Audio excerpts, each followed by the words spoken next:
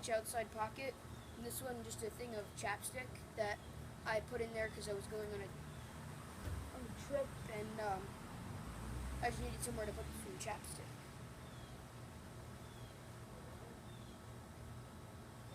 So then in this top pocket, I have um, I have a pair of trauma shears. These are the cheapest trauma shears I could find, but they get the job done pretty well. This is a knockoff cat tourniquet, but it'll still work well. Um, two two more pairs of nitrile gloves. This one the bonding came off. And then this really neat patch that the people at Army Barracks gave me to keep in the mesh pocket so you could tell it's a medical kit.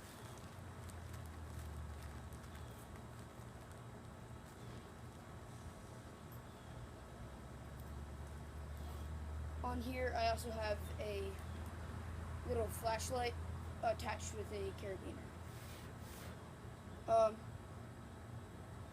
Let's start with the small stuff. So this is for minor cuts, wounds, little stuff. Bag of Q-tips for applying different ointments to keep everything sterile. A tube of hydrocortisone cream for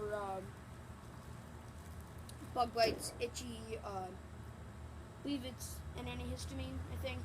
I'm not sure though. I don't think it is actually. Never mind. So then I have a packet of burn gel. There's more in here. It's just like a lidocaine first aid cream. It helps with pain, usually. I have a glue stick in case I'm treating a child. I could give this to them and they'd be happy, let me treat them, yada yada yada.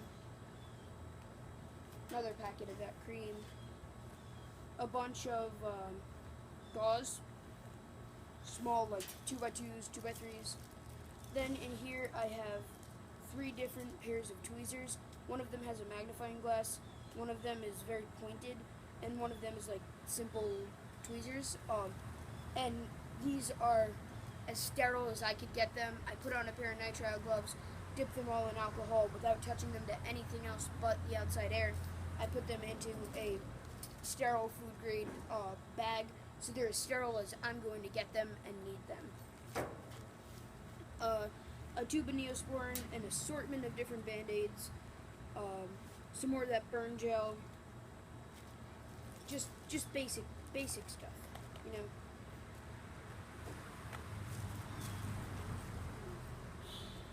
Oh, I also have a couple of steri strips, just one pack of steri strips, and some little butterfly bandages to replace sutures in some cases.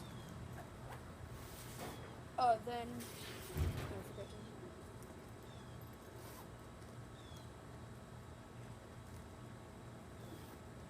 in this pocket, this is mostly, except for one thing, is mostly antibacterial cleaning stuff. This is just some Benadryl and I sharpied on the doses for the ages and stuff. A bottle of hydrogen peroxide, basic wound cleaning.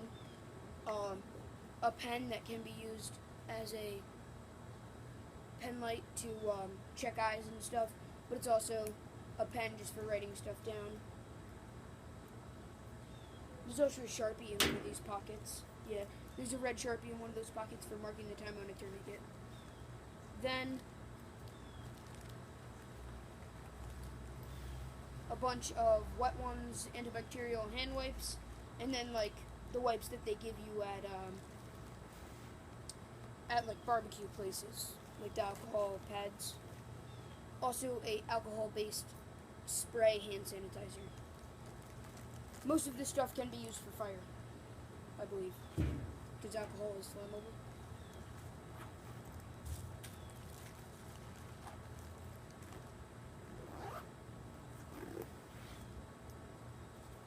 Then in this compartment, this is the bandaging compartment. Sorry, my neighbor must be going off with the grinder. So if you can hear me, I really apologize. But again, sorry. But I have a couple, just a bunch of roll calls. Basically, that's all is in here, of various sizes. Um, so, and then a thing of waterproof latex medical tape, no latex-free medical tape. So yeah, just a bunch of roll gauze, and then 2 larger gauze pads, not full size though, like not 4x4s. I believe they're 3x3s. So a bunch of roll gauze, and basically, if you haven't seen my other video on how to use roll gauze in conjunction with either with tape and a gauze pad to bandage a wound, please go watch that. That will help a lot. Then here I have 2. This is the like sprains, fractures, splinting, slinging, stuff like that. I have 2 triangular bandages, which can be made into a sling. I might do a video on that if I could get my hands on another triangular bandage. They're very cheap, but I am kind of having a little bit of trouble finding them. They're very cheap though. They're under $2 each. Then a small ace bandage, a Johnson & Johnson sports tape for basically a disposable ace bandage. Then I got a cotton bandana, can be made. Basically, this replaces this. I might take this out and put it in my bucket bag. A thing of paracord. So many uses you could do with paracord, especially medically. You could sling a swath. You could improvise a tourniquet if you need to. Then just medical tape for wrapping, and there's other uses and stuff. 2 things, 2 rolls. Stuff everything back in here. And guys, I have this kit near memorized. Like, I know where everything is. So, like, I don't want to say I could operate it with my eyes closed, because I couldn't, but I know where everything is. I don't have to think, like, wait, where did I put the roll gauze? Because it is relatively simple, but I did take the time to memorize it. That leaves the main compartment, which changed really the most from my last video. So, one basically giant Turlex cling wrap, whatever you want to call it, roll gauze. The biggest one I could find was like $1. So that, just a big thing of roll gauze. 2 is really compression bandages. 2 things of Quick Clot. This is the Quick Clot. This is the, I'm forgetting the name, sponge. This is the trauma sponge, and then this is the gauze for stuffing in a wound and stuff. And some of this stuff you do need to be careful with, because you can hurt yourself if you use it the wrong times or stuff like that, especially with the tourniquet. So do your research, get medical training.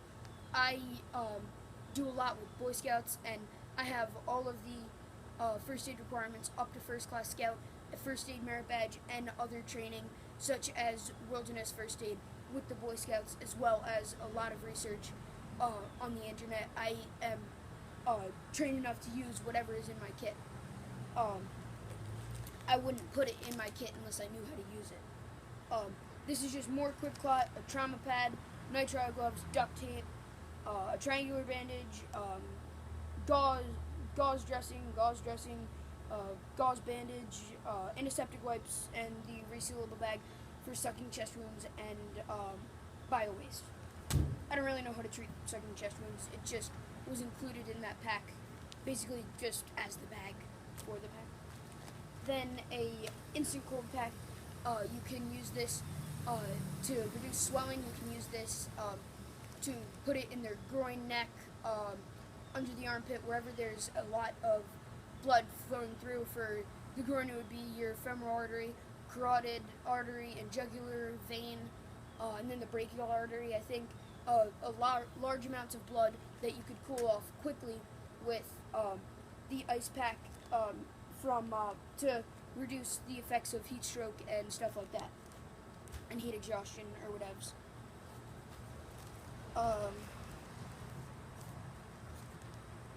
So, 3 12-ply 4x4s, just gauze pads. And then, man, this surgical pad, okay, it's like a sponge almost. It's not really like gauze. I can't really explain it. It's like, it's basically a small trauma pad. Then, also, this is basically 2 4x4s together. Like, they didn't cut them in the machine. I believe it's 12 ply still. Just a trauma pad, you know, bandaging and stuff. That was Jimmy's Suburban Survivalist's new medical kit with a bunch of upgraded stuff. If you want to see more medical videos, I do know a bunch on this subject. Please comment. I could show you a bunch if you guys want to see that. So thanks for watching. My upload schedule will be changing in the next 2 or 3 weeks. I'm going to try to get as many videos as I possibly can out, because then I'm going back to school. And when I go back to school, there's going to be a lot of things. Eventually, my religion class is going to start up, CCD. I'm going to play a couple of sports.